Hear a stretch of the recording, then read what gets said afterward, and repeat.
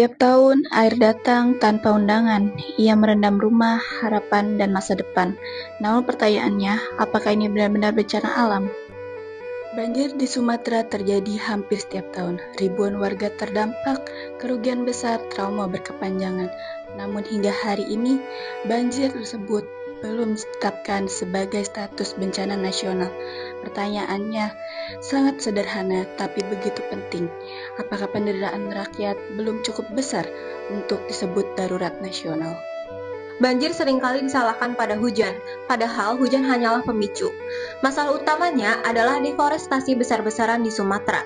Hutan yang seharusnya menyerap air berubah menjadi lahan terbuka. Akibatnya, sungai tidak lagi mampu menampung debit air. Jika banjir terjadi berulang di tempat yang sama, maka itu bukan kebetulan. Itu adalah hasil dari kebijakan manusia. Sumatera adalah paru-paru Indonesia, namun deforestasi menyebabkan kerusakan serius. Deforestasi ini menyebabkan hilangnya habitat satwa langka sehingga banyak hewan kehilangan tempat hidup dan makanan mereka.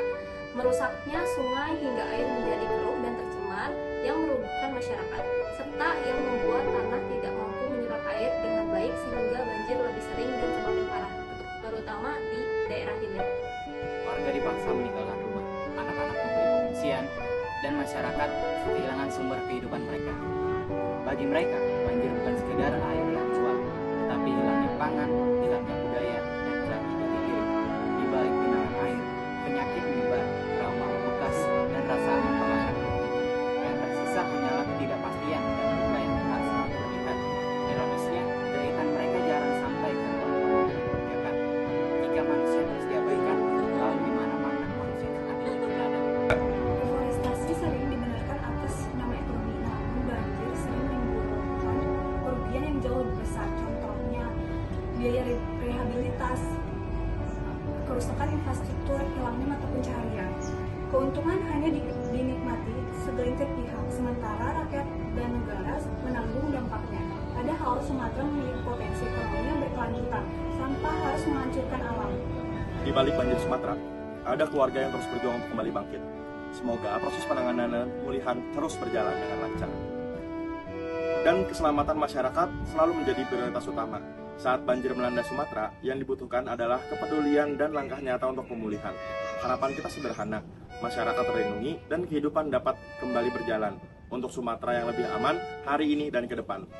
Badai siklon tropis Senyar yang melanda Sumatera bukan sekedar cuaca ekstrim biasa. Data menunjukkan wilayah utara Sumatera memang berada dalam pola lintasan tropical storm. Ini bukan anomali, tapi resiko yang bisa terulang. Menurut Prasasti, kuncinya ada pada mitigasi berbasis data, tata ruang yang disiplin, infrastruktur yang lebih tangguh, dan komunikasi krisis yang cepat serta jelas. Cuaca ekstrim sulit dicegah, tapi dampaknya bisa ditekan kalau kita benar-benar siap.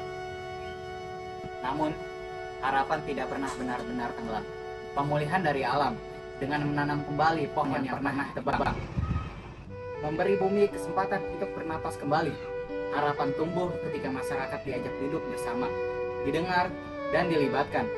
Karena keputusan yang adil hanya lahir dari musyawarah.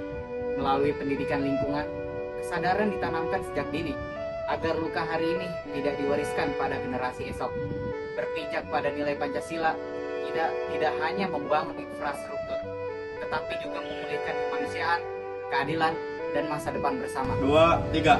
Banjir Sumatera bukanlah takdir, ini adalah peringatan. Menjaga alam adalah wujud pengamalan Pancasila. Jika kita diam, banjir akan terus datang. Jika kita peduli, masa depan masih bisa diselamatkan.